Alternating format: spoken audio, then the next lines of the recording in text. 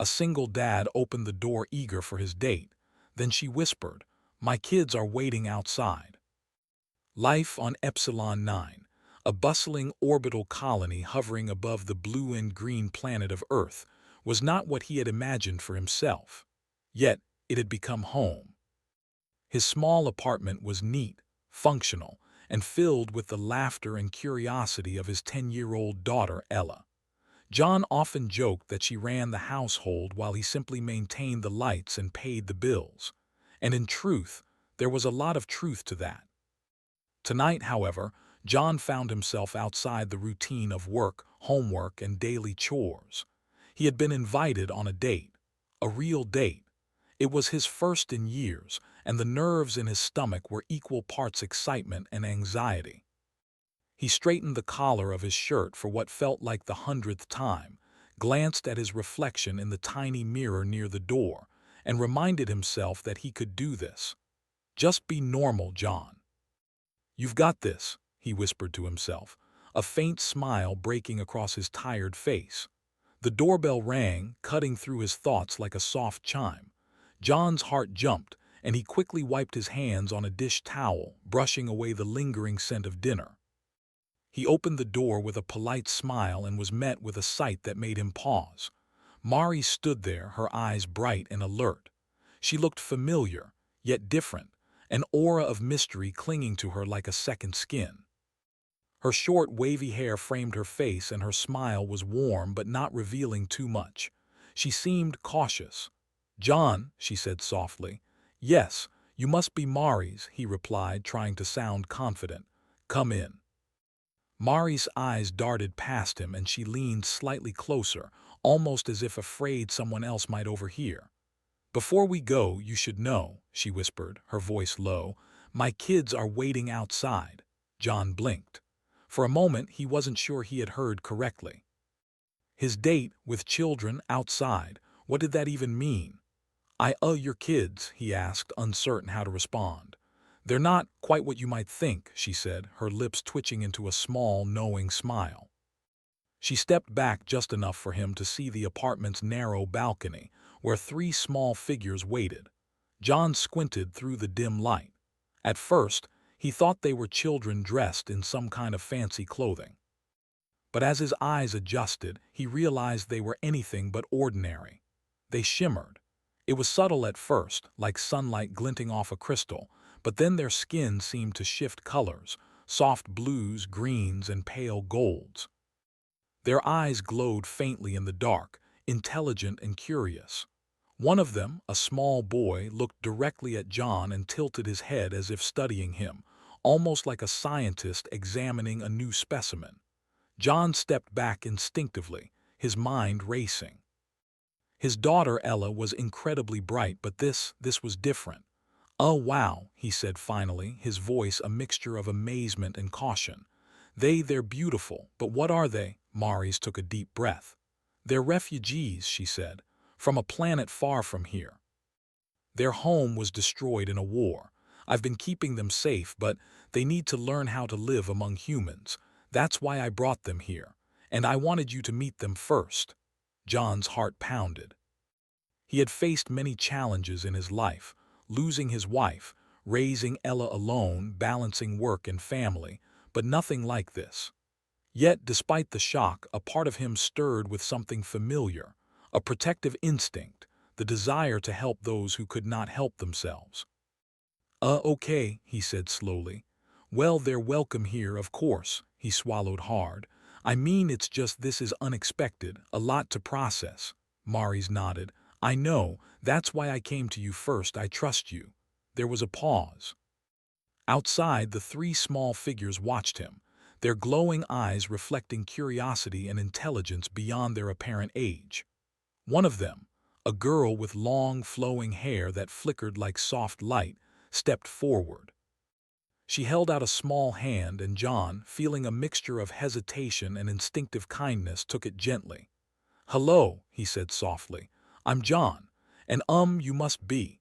"I'm Lyra," the girl said, her voice musical and clear, though her accent was strange to human ears. "And this is Cairo and Sella." John nodded slowly. Nice to meet you, Lyra, Cairo, Sella. He looked at Maurice, unsure how to proceed. So, how long have they been out there? Since yesterday, Maurice said. I've been preparing them to meet humans, but I wanted it to be with someone who would understand, someone with patience. John's gaze shifted to the children again. They didn't seem scared. They seemed curious, almost like they were testing him. He knelt slightly to be closer to their level. Well, curiosity is good, he said. It's how we learn, and I think we can learn from each other. Lyra tilted her head. You are human, and they are humans, John smiled faintly. Mostly. My daughter is human, yes. But you're not exactly like us. Cairo, the smallest of the three, giggled softly. The sound was melodic, almost like a wind chime. We learn fast, he said. Ella, who had quietly appeared behind John, stepped forward. She had been drawn by the voices. Her eyes widened when she saw the glowing children. Wow, she whispered. They're amazing. John placed a protective hand on her shoulder. They are, he said softly. But remember, they are different. That's okay. Different can be good, but it takes understanding. Maurice watched silently, relief flickering across her face. I knew you'd understand, she said finally. The moment hung in the air, a mixture of tension, awe, and the faint buzz of electricity from the orbital city outside. John realized that tonight was far from an ordinary evening. It was the beginning of something, larger than anything he had imagined. He glanced at the small balcony where the glowing children had waited, then back at Maurice. All right, he said, taking a deep breath. Let's figure this out together, Maurice smiled. Thank you, John, that means a lot. John felt a strange warmth in his chest. It wasn't just the excitement of a date or the anticipation of getting to know Maurice. It was something deeper, a sense that, even in a world so vast and strange, humans had a way of rising to challenges. Protecting those in need, forming bonds, learning from each other. It was what made him human, what made Ella human, and perhaps what could make the galaxy a little smaller, a little kinder. He led the group into his apartment. The children's glowing forms filled the small living room with soft, shimmering light. Ella giggled in delight, fascinated by the way the colors shifted and danced. John noticed how natural it felt to watch the children, even though they were unlike anything he had ever seen. Do you want something to eat? He asked tentatively. Or maybe you'd like to see some of the gadgets I have. Lyra's eyes brightened. Gadgets, she said. Yes. And with that simple word, John felt a sense of purpose. It was no longer just about him or his daughter. It was about creating a small world where understanding, trust, and human ingenuity could meet something completely alien and unknown. A place where courage and kindness mattered more than fear. Maurice watched as John showed the children his small collection of tools, machines, and old Earth books. She felt a flicker of hope. Perhaps she had made the right choice in bringing them here. Perhaps in this ordinary apartment orbiting above an extraordinary planet, something remarkable could begin. John glanced at Maurice once more. She nodded encouragingly, and he smiled. He was still nervous about the date, about the unknown, about everything. But for the first time in a long time, he felt ready. Ready to face the unexpected. Ready to welcome the strange and extraordinary into his life. And tonight, John Mercer realized, life had just become infinitely more interesting. The following morning, sunlight from the artificial orbital sun spilled into John Mercer's apartment, casting a warm glow across the small living room. Ella was already awake, bouncing around in her pajamas, and the three alien children, Lyra, Cairo, and Sella, sat quietly on the floor, examining every corner of the room. Their soft, glowing skin shifted gently with each movement, and their bright eyes sparkled with curiosity. John rubbed the sleep from his eyes and took a deep breath. "Good morning, everyone," he said, trying to keep his voice calm despite the strange reality he was facing. "Good morning," Lyra replied, her voice musical, like a small bell. Cairo and Sella echoed the greeting in their own tones, creating a soft harmony that made John pause. It was beautiful, yet surreal. Ella ran to him and grabbed his hand. "Dad, can we play with them?" she asked, eyes wide with excitement. John knelt down to her level. "Well, first, we need to understand each other," he said. "They're different from us, and it's important we all get along." "Right," Ella nodded, though she still looked a little uncertain. John turned to the children. "Do you understand what I just said?" Lyra nodded eagerly. "Yes, you are human, you teach us rules." John smiled faintly. "Yes, rules, safety, and manners, we have to live together peacefully." Cairo tilted his head. "We can learn." Sella, the smallest, simply observed, her glowing eyes shifting colors as she watched John. He realized she was studying him, taking in his body language, tone of voice, and expressions. It was unnerving, but not in a bad way. He could feel the intelligence behind her eyes. "All right," John said, standing up and stretching. "First thing today, breakfast. We need energy before we do anything else." He moved to the small kitchen and began preparing simple meals: scrambled eggs, toast, and some fresh fruit. As he worked, the children watched intently. Lyra hovered near the counter, clearly fascinated by the appliances. "What is that?" she asked, pointing to the toaster.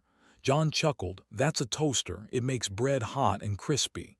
Lyra tilted her head as if considering the concept. "Hot, crispy, we like. Can we try?" John handed her a slice of bread, careful to show her how to place it in the toaster and press the lever. She did it with precision, her glowing hands moving like they were perfectly coordinated for every task. Cairo and Sella watched closely, taking notes in their own quiet ways. When the toast popped up, Lyra squealed in delight. "It is hot and crispy." Ella laughed and clapped. "See, I told you they'd like it." John felt a warmth in his chest. There was something magical about this small scene, children from different worlds, learning and laughing together. But he also knew that this was just the beginning. The real challenge would be integrating them into a society that was not ready for beings like them. After breakfast, John led them to the living room, where he had set up a few small experiments and gadgets. He wanted to test how they interacted with human technology. It was both curiosity and necessity. Understanding their abilities could be important, especially if Mari's warnings about their past were true. Lyra picked up a small mechanical puzzle, twisting and turning it. Within moments, she had solved it. Cairo examined a digital tablet, swiping through icons faster than John had ever seen a human child move. Sella, meanwhile, was quietly observing, occasionally touching objects lightly, causing tiny reactions: a pen rolling across the table, a light flickering briefly. John watched in awe.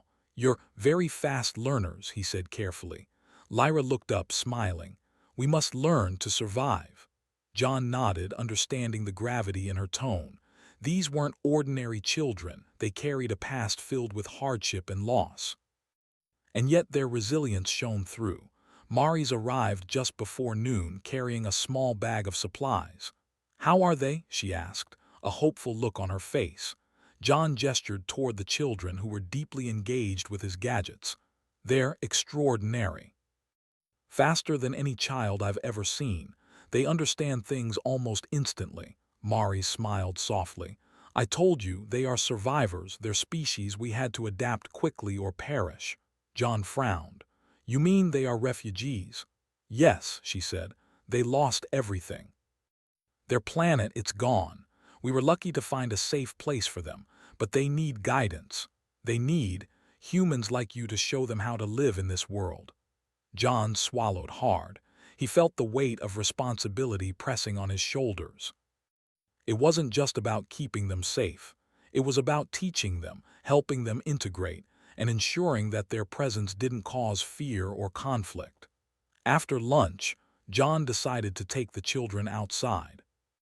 The orbital colony had open parks and artificial gardens, designed to mimic Earth's natural landscapes. It was the perfect place for the children to explore without endangering themselves or others.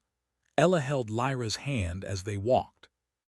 "So what's your favorite thing so far?" she asked. Lyra thought for a moment. "Learning, watching, understanding humans." Ella smiled. "That's a good answer. I like learning too." Cairo and Sella followed closely, observing everything with careful eyes. John noticed how attuned they were to their surroundings, the way they noticed small details, like the hum of the energy conduits beneath the walkways or the subtle vibration of the orbital station. John spoke gently. "You see, humans, we adapt. We survive by noticing things, by thinking and feeling. That's what makes us strong." Lyra nodded, as if committing his words to memory. "Strong, survive human ways." They reached the Central Park, where a small fountain bubbled and artificial trees swayed gently. The children were fascinated by the simple things, the flow of water, the movement of leaves, the way shadows shifted with the artificial sunlight. John realized that these experiences, ordinary to humans, were extraordinary for them. As the day passed, John began teaching them small tasks, how to prepare simple meals, basic hygiene, and even rudimentary social rules. The children absorbed everything with astonishing speed. When he explained the importance of honesty, empathy, and cooperation, they nodded with understanding. "You humans, very strange," Cairo said at one point. "Rules and feelings important." John chuckled. "Yes, Cairo. Feelings can be complicated, but they help us understand each other. That's what makes us human." By evening, the children were tired but eager to share what they had learned. Lyra attempted to replicate a small mechanical model John had made, and though imperfect, it functioned. Cairo and Sella practiced using the communication devices John had set up, sending simple messages across the apartment. Maurice watched quietly, a mixture of pride and relief on her face. "They are learning faster than I imagined," she said. John nodded. "Yes, but it's not just learning, it's understanding. They are starting to grasp not just how things work, but why we do them. That's remarkable." Later, as the children settled down for the night, Ella curled up next to John. "Dad, do you think they'll be okay?" she asked softly. John stroked her hair, thinking carefully. "I don't know what the future holds, Ella, but I do know this: we can help them. We can teach them, guide them, and protect them. And in return, we might learn something too. Something important about courage, kindness, and resilience." Ella yawned, a small smile on her face. "I like them, Dad." John smiled too. "I like them too." That night, as he lay awake, John thought about the vastness of the orbital colony, the millions of people around him, and the stars beyond. Somewhere out there, countless civilizations existed, some peaceful, some hostile. And yet here in his small apartment, he held a small group of extraordinary beings, beings who represented both hope and challenge. He realized that humanity's greatest strength was not in technology or weapons, but in the heart. The ability to care, to protect, to teach, and to understand. That was what set humans apart. And perhaps, if he could guide these children, the universe would see just how remarkable humanity could be. John finally closed his eyes, letting the quiet hum of the orbital colony lull him to sleep. Tomorrow would bring new challenges, new lessons, and new adventures. But for the first time in a long while, he felt ready. Ready to meet the unknown, ready to face the extraordinary. And most of all, ready to prove that humans, even a single dad and his curious daughter, could rise to meet the impossible. John Mercer noticed it first when the low hum of the apartment changed. It was a sound he had heard every day since moving to Epsilon 9, a steady vibration from the station's power systems. Most people ignored it. Engineers like John did not. He paused while pouring water into a cup and listened. The hum stuttered. Then it stopped. The lights flickered once, twice, and went dim, not completely off but weak like a tired breath. The air recycler made a soft whining sound, then slowed. John's heart tightened. "That's not good," he muttered. Ella looked up from the table. "Dad, what happened?" "Power fluctuation," John said calmly, though his mind was already racing. "Stay where you are. Lyra, Cairo, and Sella reacted instantly. Their glowing skin shifted colors, soft blue turning into sharp silver. They stood very still, heads slightly tilted as if listening to something humans could not hear. "The station is hurting," Lyra said quietly. John turned to her. "You can feel that," she nodded. "Energy flow is unstable, many systems failing one by one."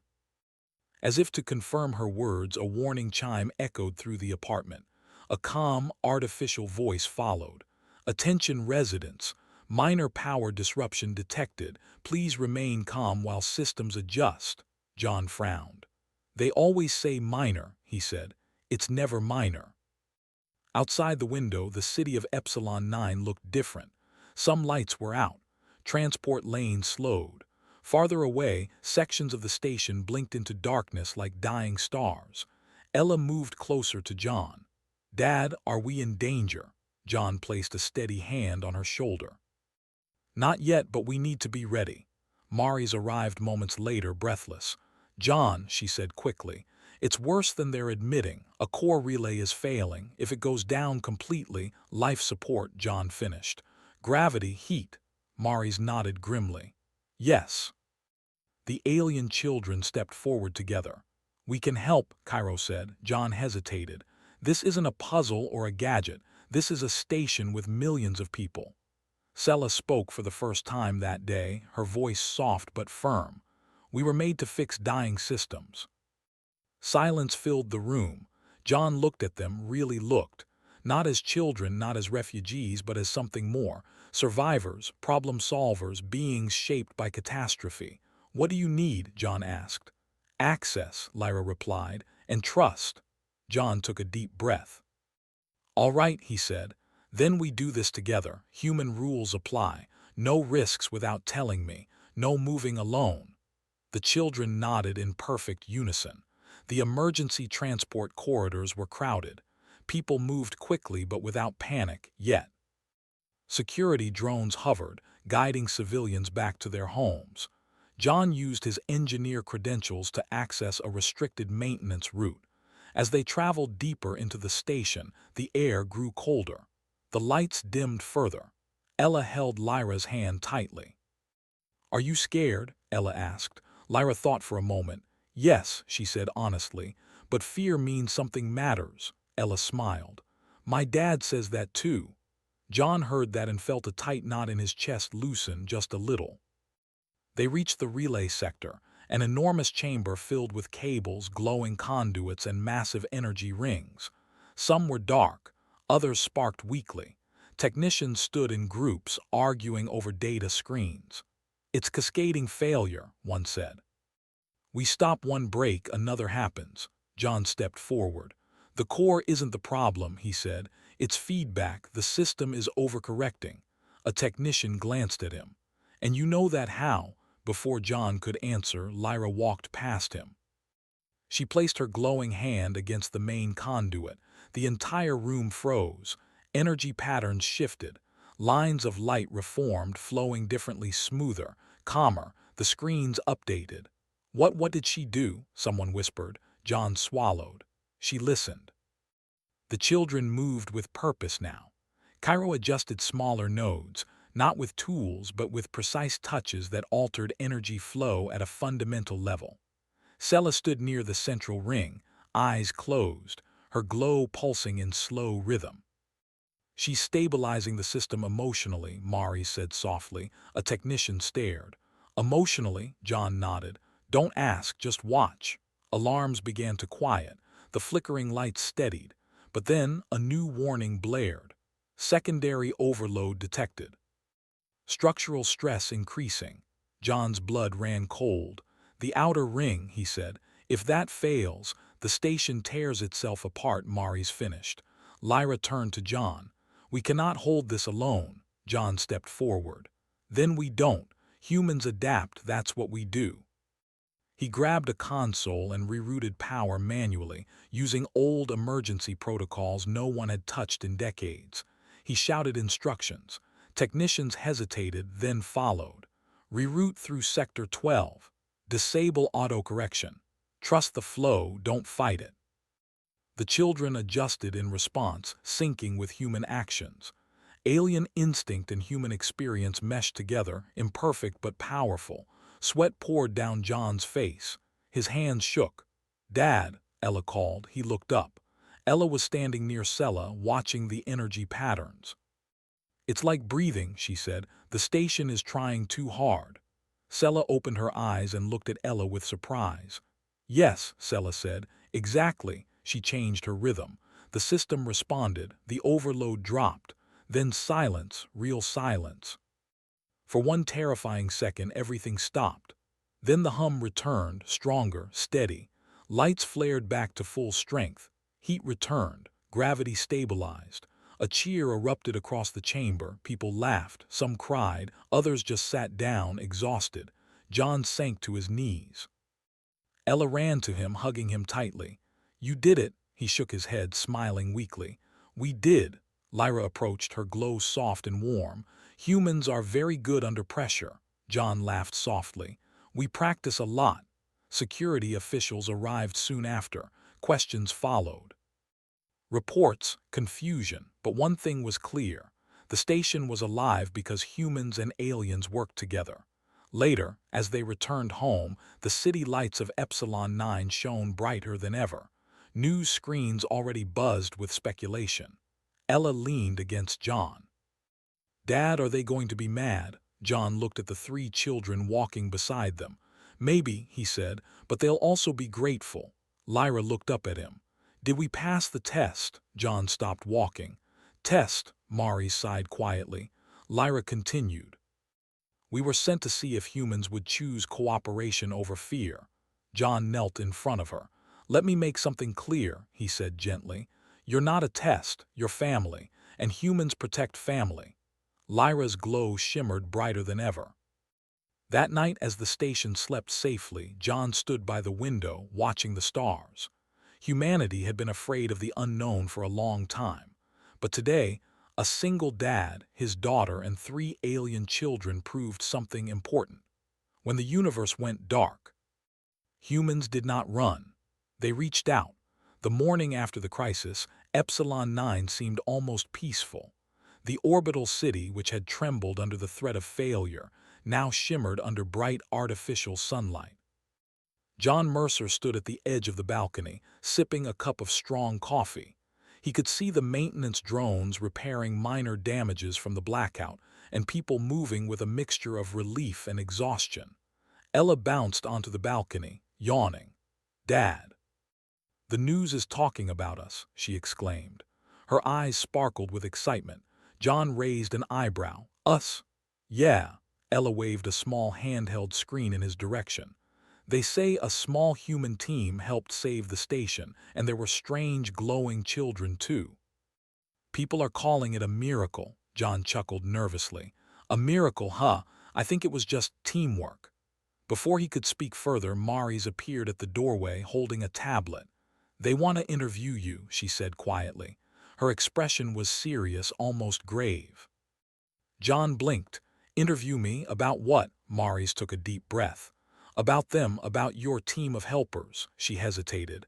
"There's something you need to know, John, something important about the children." John's stomach tightened. "What do you mean?" Maris motioned for him to follow her into the small living room. The children sat quietly on the floor, each glowing softly. Ella curled up on the couch, eyes wide with curiosity. "Your children," John began, glancing at Ella nervously. "I mean the kids, what's going on?" Maris looked at the three glowing beings. "They are not ordinary children, they are advanced beings from another world. They're people, they once seeded life across galaxies." John froze. "Seeded life?" "Yes," Maris said. "They are descendants of a civilization that traveled from planet to planet, helping to create intelligent life. Their species is ancient, John. They've learned to adapt, survive, and guide other species. And now, they are here to learn from humans." Lyra tilted her head.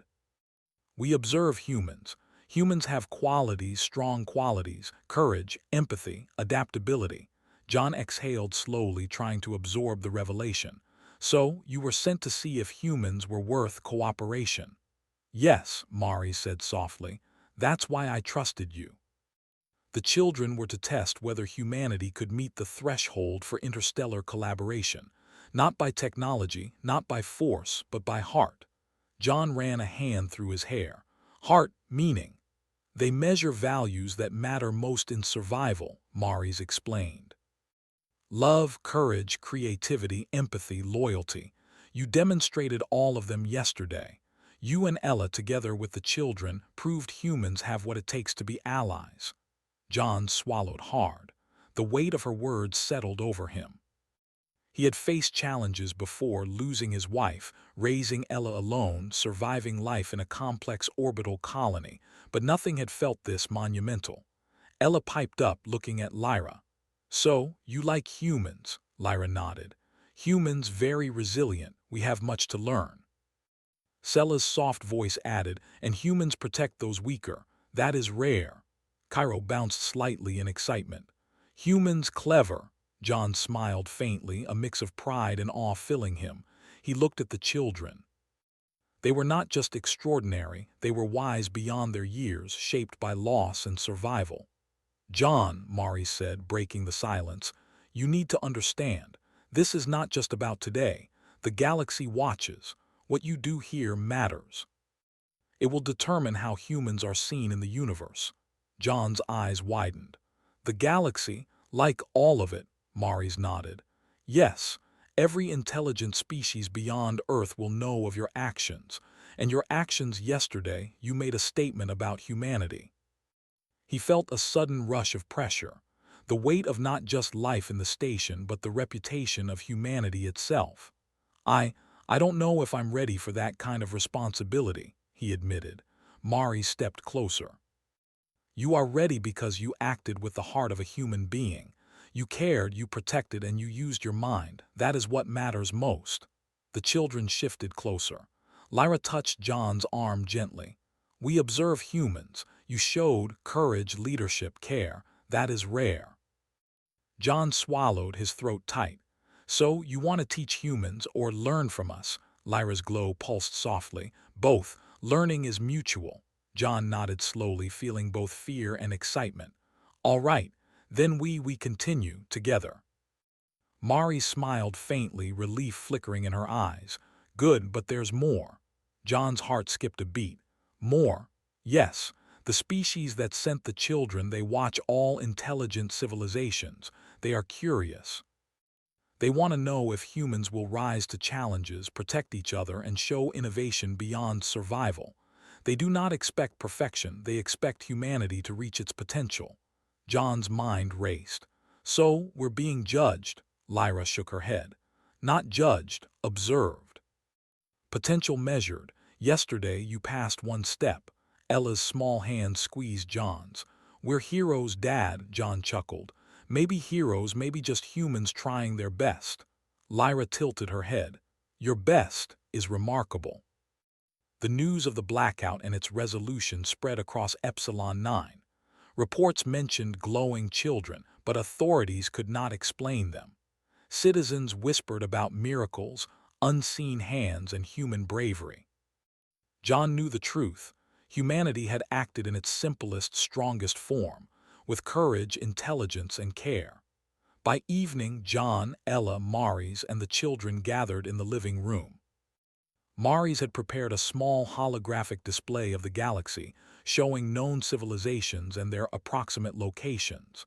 Lyra floated near the display, eyes scanning the stars. Many worlds, many species, many challenges. Humans can contribute. John studied the glowing points on the hologram. So, we have a choice, help them or learn, Mari said. Observe, protect, understand. That is all any species can do. But humans, you have something special. You protect even when it's dangerous. You adapt even when the situation seems impossible.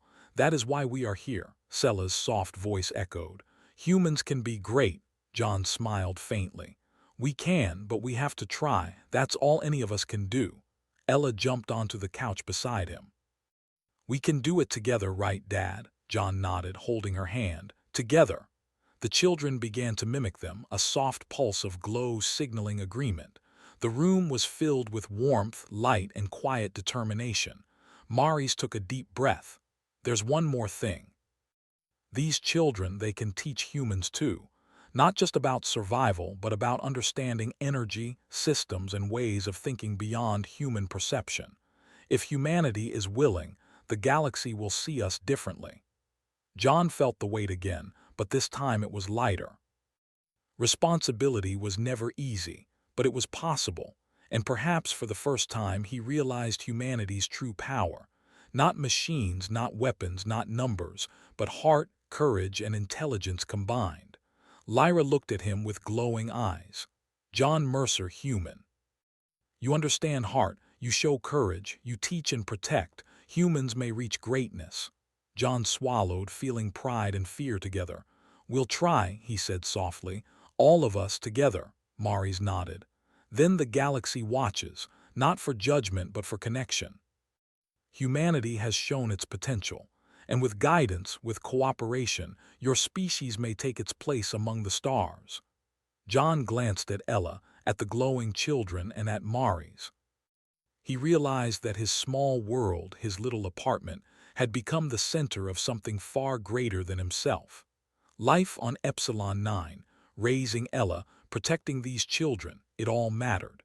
And somehow, humanity had begun to matter beyond the stars.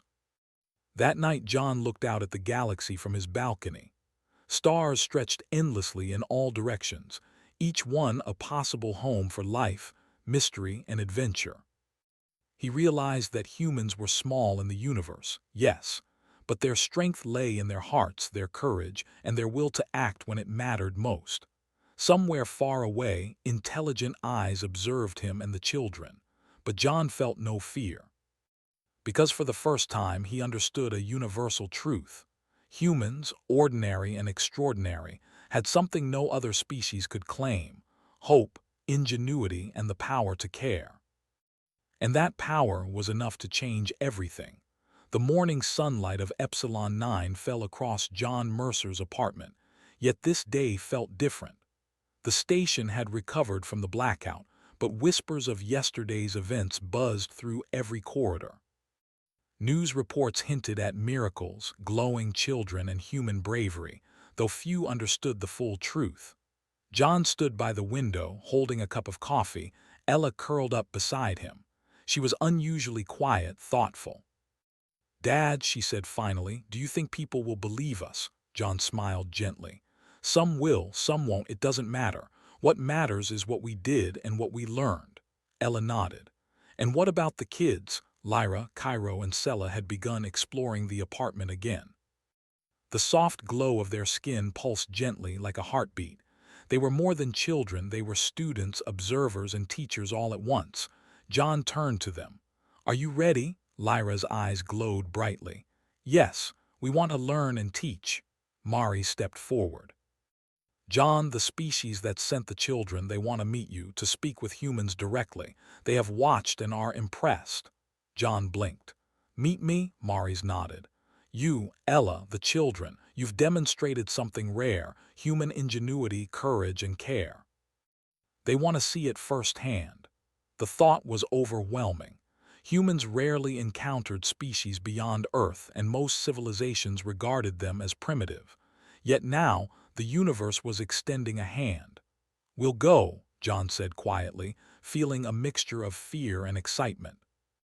"But together, all of us." The transport shuttle hummed as it moved toward a rendezvous point in orbit. The children sat quietly, absorbing the human gestures and controls. John kept a steady hand on the console, while Ella observed charts and instruments, eager to understand. Lyra leaned toward him. "You are calm. Humans remain calm even in danger," John chuckled. "Sometimes, most times we try." Cairo pointed at the viewports where distant lights blinked against the darkness. "Other worlds?" "Yes," John replied. "And we're about to meet some." Sella's glow pulsed faster. "We will see why humans survive." The shuttle approached a massive structure floating in the void, a starship unlike anything John had seen. Its design was elegant, flowing, yet precise. Light shimmered along its hull, reflecting colors that seemed impossible. Mari spoke softly. They built this to communicate and observe. Humanity is being honored in a way no one could imagine. The shuttle docked. A ramp extended. As John, Ella, and the children stepped forward, a soft light enveloped them. They entered a chamber of quiet brilliance. Figures waited, tall, slender, and glowing with subtle shifting colors, far more advanced than the children. One stepped forward, radiating calm authority. Lyra's eyes brightened. "Mother," she whispered. The figure inclined her head, acknowledging the children, then turned to John. "Humans," she said, her voice resonating in a way that filled the chamber. "You have been observed. You faced a crisis and acted with courage, care, and ingenuity. These qualities are rare among species." John swallowed hard. We just did what we thought was right." The figure's glow pulsed gently. "That is why humans are exceptional. Others survive by power or technology. Humans survive by heart and mind combined. That is why we chose to observe you." Ella stepped closer, curiosity shining in her eyes. "So, humans are special," the alien nodded. "Yes, and your actions will be remembered. Not for a battle, not for conquest, but for compassion, innovation, and protection of life. These are the qualities the galaxy values most." Lyra, Cairo, and Sella glowed brighter. "We told you," Lyra said softly. "Humans are strong in ways we could not measure until now." John felt a lump in his throat. "Thank you. I just tried to protect my daughter and the children. I didn't think about the galaxy." The alien studied him for a moment. "Heroism is often local. Greatness is built from choices made when others cannot act. You acted, John Mercer. That is why humanity's story begins here." Mari stepped forward. "There is more. They wish to share knowledge, skills, understanding, systems beyond our current science. But it will require trust, collaboration, and courage. Humanity can rise faster than anyone imagines if it accepts guidance from those who came before us." Cairo bounced slightly. "We can learn together." "Yes," the alien said. "And you can teach us too. Humans are unique, adaptable, resilient, capable of growth even under extreme adversity. That is why cooperation is valuable. Your species is a seed of potential." John's mind raced. The responsibility was immense. To think that the galaxy, countless species, and unknown civilizations now saw humans as capable allies. It was frightening, exhilarating, and humbling. Lyra moved closer to him. "You will guide humans. They will trust you. You have the heart." John smiled faintly. "I don't feel ready, but we'll try." The alien's glow pulsed warmly. "Trying is enough.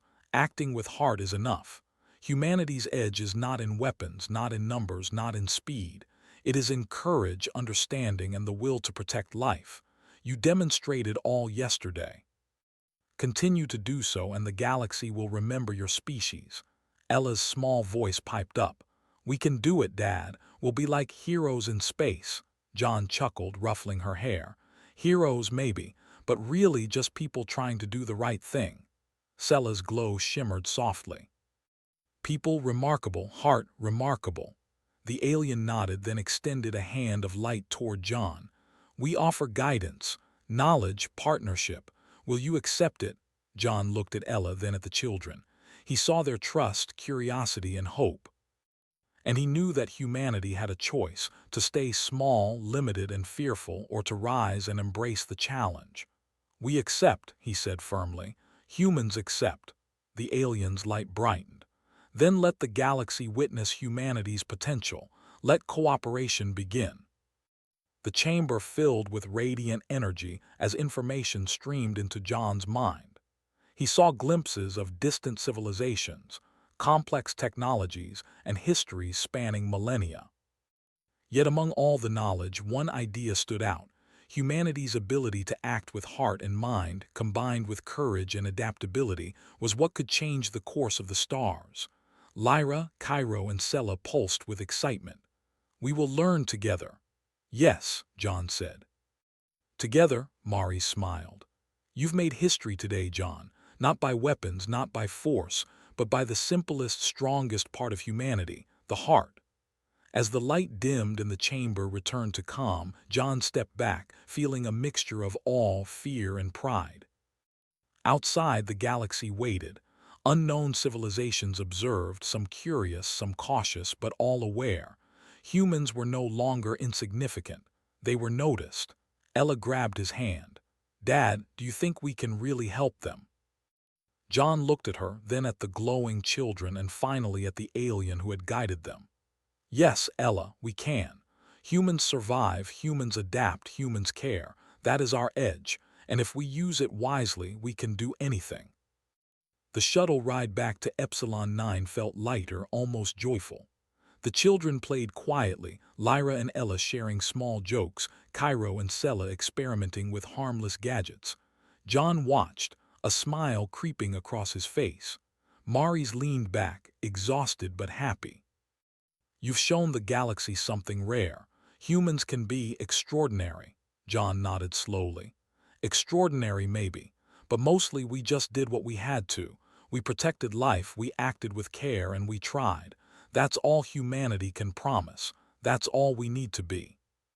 As night fell over Epsilon 9, the city lights twinkled like distant stars. The orbital colony hummed with life, unaware of the wider significance of yesterday's events. But John knew.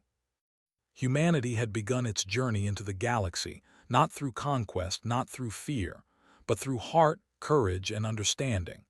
The alien children glowed softly in the darkness, like beacons of hope. Ella slept quietly, dreaming of stars. John stood on the balcony, gazing into the infinite void, and understood something profound. Humans were small, fragile, and limited in many ways, but their greatest strength was their spirit. And that spirit, that edge of humanity, was enough to change the universe. For the first time in his life, John Mercer felt truly part of something larger than himself, larger than his worries, larger than Earth itself. Humanity had a place among the stars, and he, his daughter, and the children were just the beginning.